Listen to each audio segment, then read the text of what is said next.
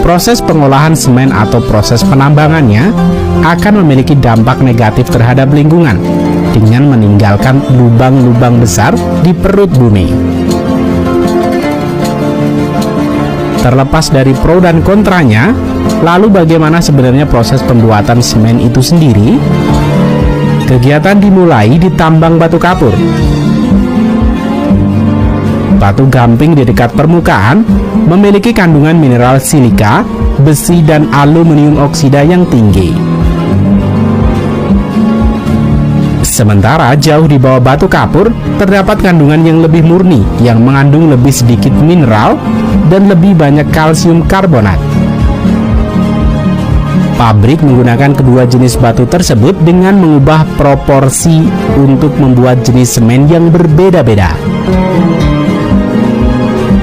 Penambangan batu dimulai dengan para pekerja yang mengebor lubang di dinding batu, di mana mereka akan menanam bahan peledak yang kuat.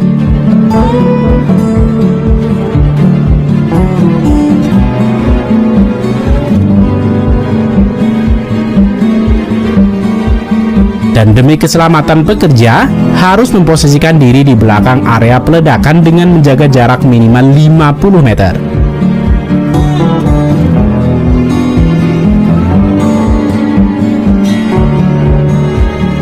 Setelah dinding batu diledakkan, pekerja akan menurunkan compact truck loader untuk memindahkan batu kapur ke dalam bak haul truk yang setiap truknya dapat memuat batu kapur hingga 60 tons.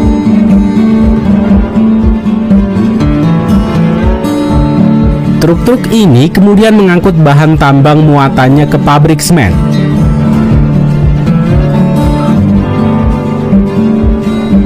Setelah sampai di pabrik semen, haul truk kemudian akan menuangkan bahan mentah tersebut ke mesin penghancur, di mana bahan-bahan mentah ini akan digiling dengan konsistensi kerikil kasar.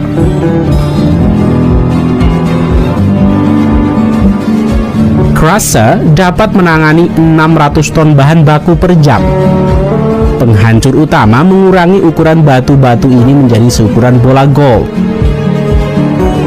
Selanjutnya, serpian batu kapur yang dihancurkan dan mol dibawa ke tempat pencampuran, di mana ia akan dicampurkan dengan bahan lainnya.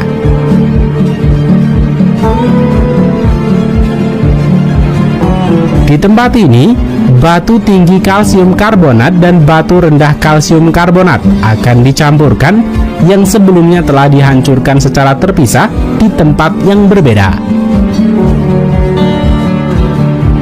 Rasio pencampurannya bervariasi sesuai dengan jenis semen yang ingin mereka buat.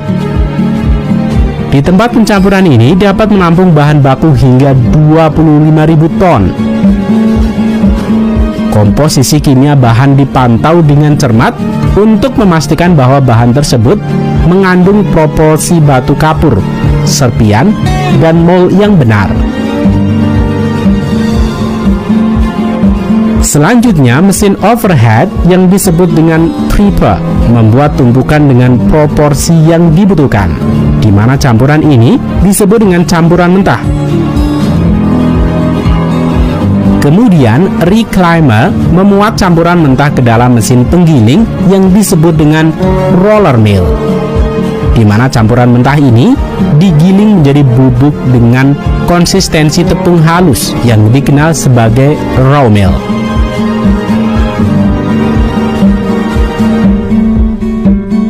Dalam proses penggilingan halus ini, terkadang pabrik menambahkan mineral tambahan seperti silika dan besi. Jenis semen tertentu juga membutuhkan aluminium oksida. Saat digiling, campuran dikeringkan dengan panas berlebih yang dihasilkan dari proses piro. Bahan untuk produksi clinker digiling menggunakan pabrik roll modern. Pabrik roll menghemat sekitar 30% dari total konsumsi daya listrik dibanding menggunakan pabrik bola tradisional. Raw mill kemudian diuji sekali lagi untuk memastikan bahwa komposisi kimianya benar untuk menjaga kualitas produk semen yang diinginkan. Setelah raw meal lulus tes di laboratorium, raw meal tersebut dikirim ke preheater. Preheater memiliki tinggi 109 meter. Silo atau bak penampung dapat menampung raw meal hingga 7.000 ton bubuk raw meal.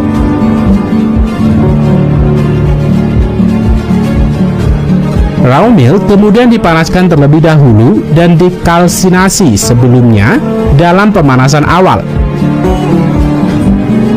Dengan kalsiner sebelumnya memasuki tanur putar. Proses prakalsinasi secara signifikan mempersingkat proses pembakaran yang sebenarnya untuk mengubah raw meal menjadi klinker. Setelah bahan baku diproses di preheater, bahan tersebut masuk ke dalam rotary kiln sepanjang 54 meter.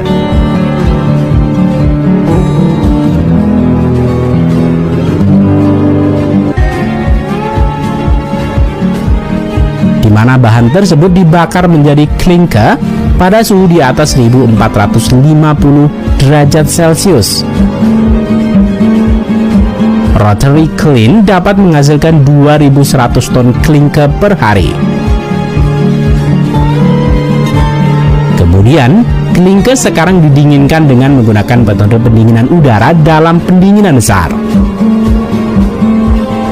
Sangat penting untuk mendinginkan klinker dengan cepat agar memiliki kualitas semen yang baik. Setelah proses pendinginan, klinker disimpan dalam silo klinker dengan kapasitas 55.000 ton. Tahapan terakhir dari pembuatan semen disebut dengan finishing grinding. Mereka menambahkan beberapa klip ke dalam klinker dalam jumlah yang tepat dan bervariasi dengan jenis semen yang mereka buat. Penambahan gypsum menunda waktu pengingkatan semen sehingga dapat dikerjakan hingga 2 jam sebelum pengerasan. Eksistensi batu kapur secara signifikan mengurangi jejak karbon dari produk semen. Akhirnya campuran tersebut digiling menjadi semen dengan menggunakan 2 semen mill. Setiap pabrik semen dapat memproduksi hingga 65 ton per jam. Pabrik semen dapat memproduksi 5 jenis produk semen yang berbeda, yang disimpan di silo semen yang berbeda.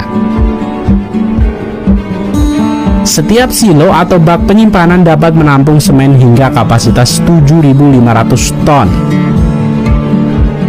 Sementara itu, di lini pabrik pengemasan, mesin dapat mengemas 6.800 karung per jam. Selain lini pengemasan kemasan 50 kg, pabrik juga mengisi semen kantong besar muatan 2 ton untuk proyek-proyek besar dan khusus yang bertujuan untuk mengoptimalkan logistik.